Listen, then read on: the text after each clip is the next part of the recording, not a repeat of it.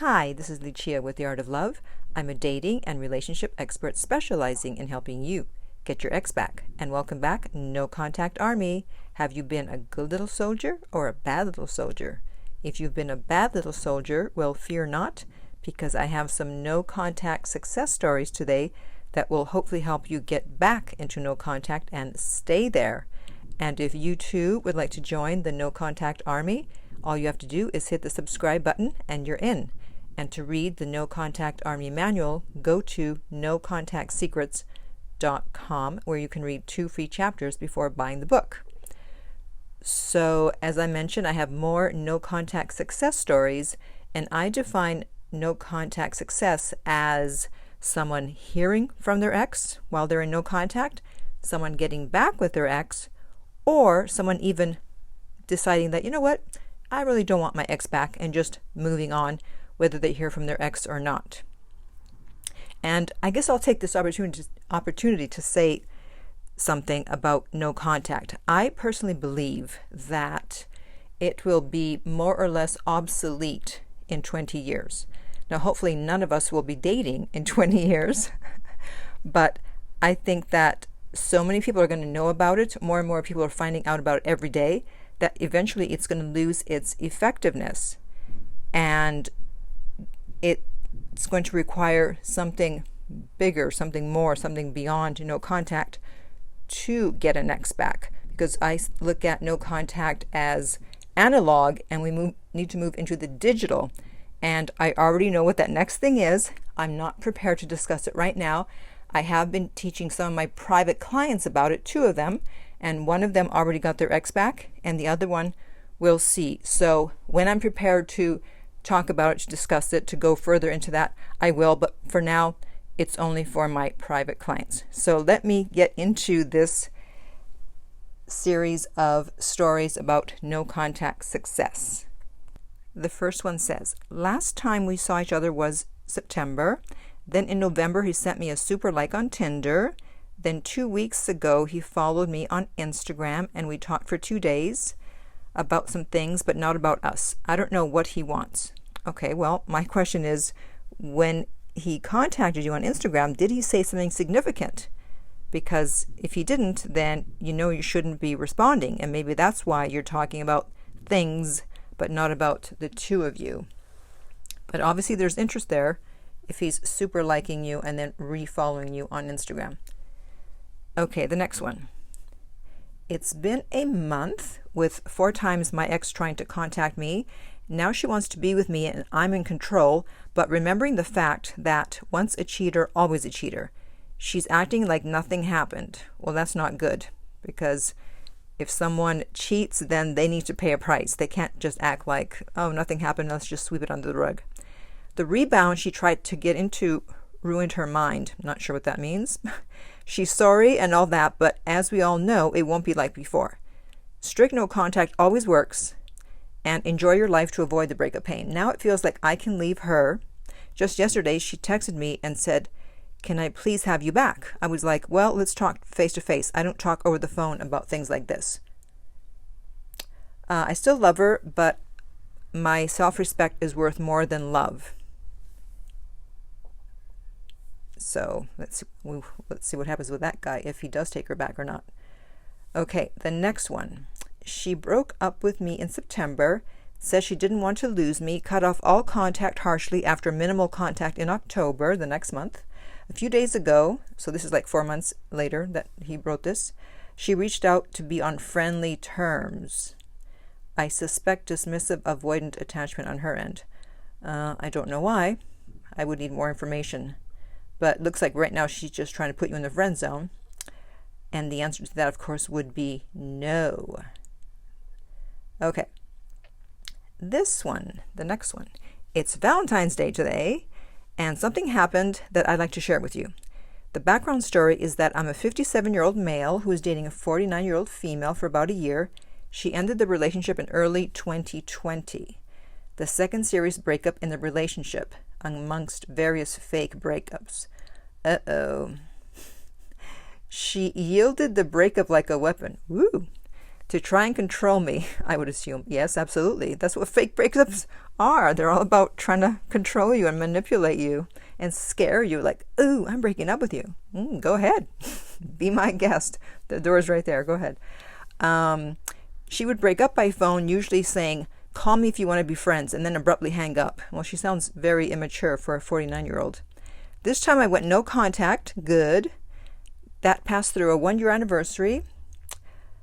Christmas, New Year's, I persevered. Very difficult time. Around day 50, I thought I was going crazy and wanted to break no contact. Yes, I know. And that's the exact time that you must not break no contact, because you're going to go crazy between days 45 and 60. And guess who else is going to go crazy between days 45 and 60? Hopefully, your ex.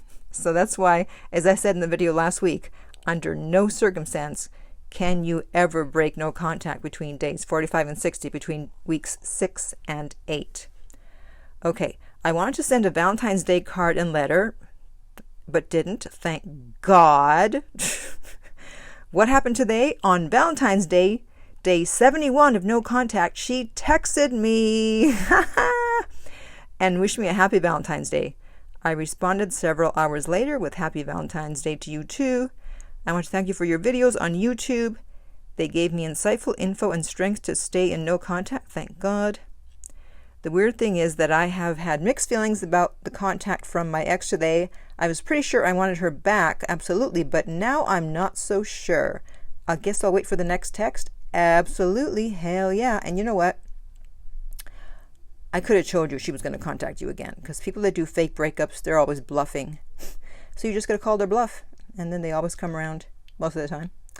Okay, the next one. I have a top secret message for Lucia. Ooh, what is it? I love top secret messages. I was very curious and skeptical about 60 days theory. Oh, is it a theory? But I started no contact and I was very disciplined. Good for you. During 60 days, she tried to reach me but failed because she was blocked on my phone and all of my internet apps. Damn. I had no way of knowing that she was trying. After 61 days, so she missed it by 1 day, she came to my home. Just another confirmation that the 60-day rule works. That's right. See, when they really want to get back with you, if you block them on everything, they show up at your house. If they really want you back. If they don't, then they won't. Okay, the next one. My ex broke up with me only a month after being together because I messed up. Other than the slip-up, we had a pretty healthy relationship. After almost a year of begging my ex to forgive me, a year? Oh my God, that's a long time. I started to not reach out anymore because even if he never came back, I'm happy I met him. That's a nice attitude. He's really the most wonderful man I met and set the standard of how to treat a woman. Aww. 11 months of begging didn't work. Well, obviously. After a month of me not emailing him, he reached out to me. See what happens when you finally do no contact? The begging didn't work for 11 months. You finally leave him alone, and a month later, he finally contacts you. I wish you had done that from the beginning. You wouldn't have had to go through those 11 months. But, okay, some people, they need to learn the hard way. We texted for a couple of minutes, and then he said we miss each other, but he's not comfortable talking to me regularly. I respect that. So I just took our conversation as a happy moment and just let it be. Again, that's a great attitude. I still didn't text him, which is unlike me. I was so excited he hit me up after a year of ignoring me. Yeah. I recommend, if you feel like texting your ex, write up a note or an email, but don't send it. Just let out your feelings. I did that anytime I felt weak when I wanted to text him. A week later, he texted me out of the blue and said he loved me. Whoa. And that no one compares to me. He doesn't want to be with or have a family with anyone but me. I was so ashamed of my slip-up. Girl, what did you do? I want to know what you did. I felt like I didn't deserve his kind words. I still love him, and I expressed how I felt only because he expressed himself as well first. Okay. I don't know how long it'll be until he texts me again, but the last time we spoke, it was looking hopeful. He said he's open to talking to me more and to see where things go.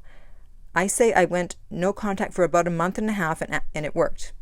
After 11 months of begging emails. Pathetic. She said the word pathetic. And I agree with her. What can I say? He reached out on his own even after I messed up.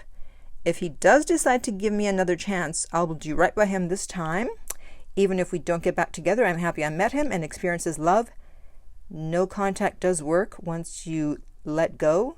Thank you for your encouragement and your videos. I can't believe this info on your channel is free. Yeah, I can't believe it either. Listen to her, y'all. Yeah, listen to me, y'all. Okay, let's see. The next one. No contact has allowed me to learn how to be complete without needing someone to complete me. Instead of wasting my time and emotions on my ex, I use them towards passions and hobbies that had been hindered when I was in a relationship.